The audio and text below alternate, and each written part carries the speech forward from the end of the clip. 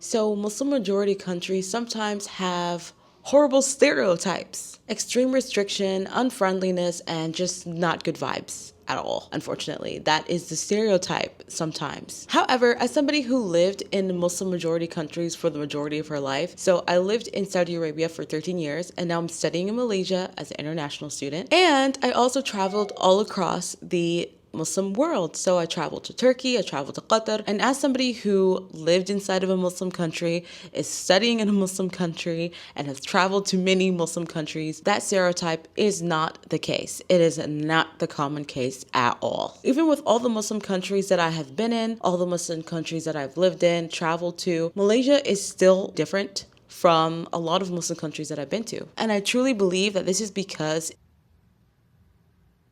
in my humble opinion, Malaysia is like a chunky soup. So Muslim countries are like different types of soups. So we have like the fully blended soups, we have the partially blended soups, and we have the chunky soups. Or partially chunky soups.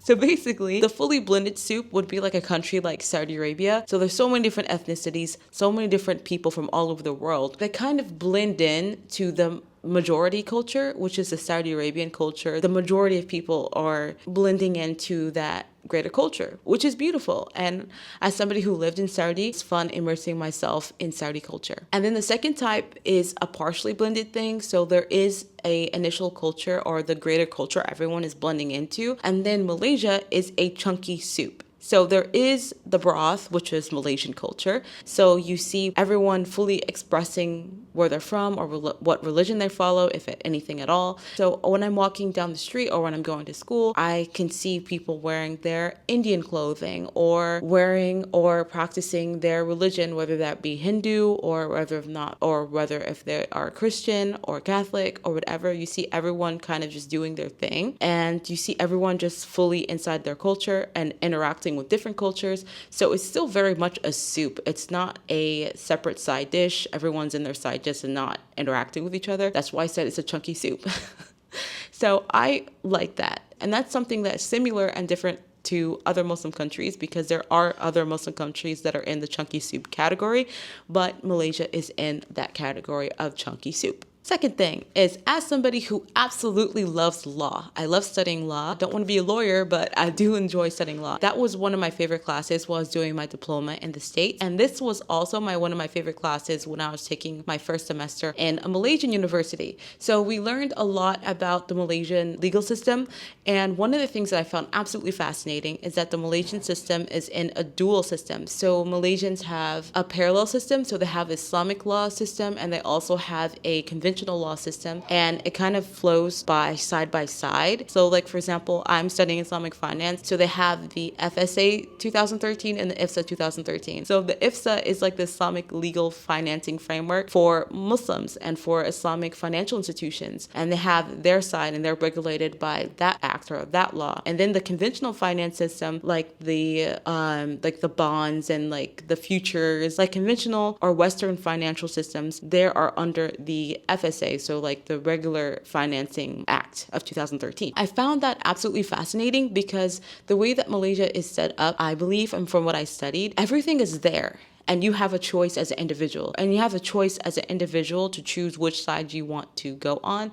So I'm Muslim, so I want to deal with Islamic financial institutions. And if you're not Muslim and you don't want to deal with Islamic financial institutions, you don't have to. You can just go to the conventional financing system. So it's there. So I find that very intriguing, and I absolutely love learning about it. That was so fascinating to learn. I really like law.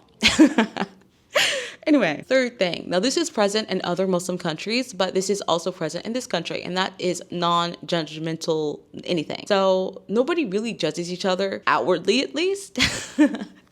I'm not sure what's happening behind closed doors, but definitely not in your face. Like, I don't feel any judgment. Like, I could wear, like for example, with clothing, I can wear whatever I want. And I have worn abayas, I have wore Western clothes, I have wore different styles of my hijab, and I don't feel any judgment for other people. Everyone's pretty supportive of whatever thing that you want to do, at least in the campus, because right now I'm an international student, so I'm speaking from an international student perspective. Or if I see my friends, they're changing up their style, I'm not really judging them. I'm just supportive of them being happy, pretty much. And the reason why I think that I fit in on my campus or within the international student vibe of Malaysia is because I find that Malaysians themselves are the same way, and that international students that are attracted and are in Malaysia are also the same way. Like, we are chill, and I enjoy being chill, and I like chill. So another thing that I noticed and that I really enjoyed is seeing different prayer houses for different religions. So like Taoists, Buddhists, Hindus, Christians, and Muslims, of course. I really enjoy seeing it because in some Muslim countries,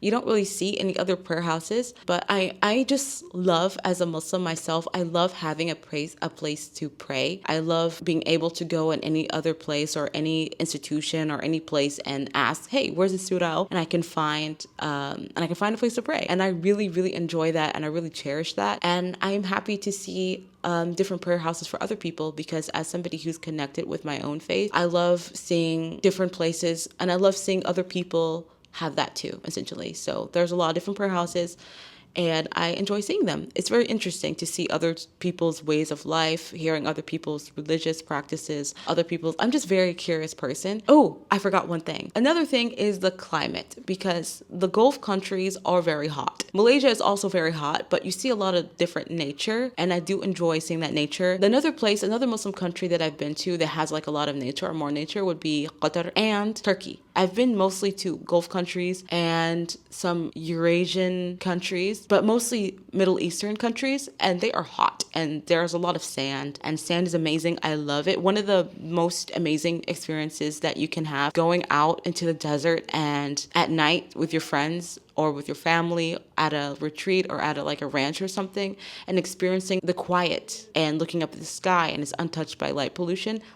That is so gorgeous. But at the same time, having nature, seeing a lot of green, and also being in a Muslim country is very nice. So the forest that you see, the lush mountains that you see, and the amount of green that you see is very nice. So if you're like a green person and you're looking to go somewhere that has that green that's also a Muslim country, check it out. As you can tell, I'm enjoying my time as an international student in Malaysia, and I really believe that if you're Muslim, it's very nice to experience a country like this, or this country itself, Malaysia. It's very fun to and very nice to experience a Muslim country like this, a Muslim majority country like this. I feel relaxed. I feel more and more like myself, and I feel safe, and I don't feel judged, and I feel nice. And this is something that can happen in other Muslim countries, but I'm just also talking about my experience in this Muslim majority country of Malaysia. I'm finding myself meeting a lot of people that have the same core values that I do,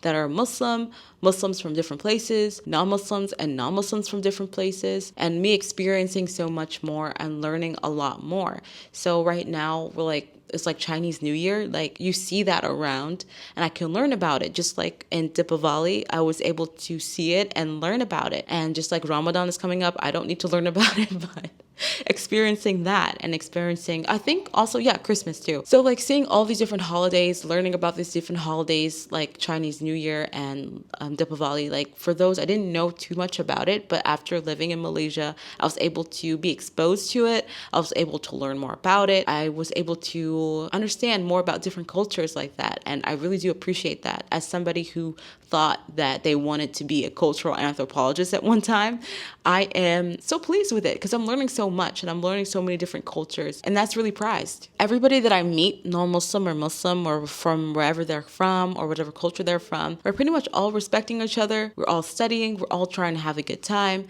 We're trying to understand each other and just understand the greater culture of Malay culture and learning about Malay history and stuff like that. And it's really enjoyable. So it's safe to say I'm having a good time in this chunky soup. Anyways, and if you enjoyed this video and you want to see what I'm talking about in practice, you can look at my old vlogs that I've done, and also I plan to continue doing vlogs documenting my experience as an international student here in Malaysia. So if you are interested in that, you can subscribe. And if you really, really enjoyed this video, you can like, share, subscribe, all that kind of good stuff. I love vibing with you guys, and I love doing these types of videos because I I love traveling and I love different cultures and I love to experience them and talk about them, obviously, and document the entire thing. I just realized I might have been slumping in some areas. Like I might have started here and slowly went down to here. Whoops. This was Little Mint Bayinnah. Thank you for being here and I can't wait to see you in the next video.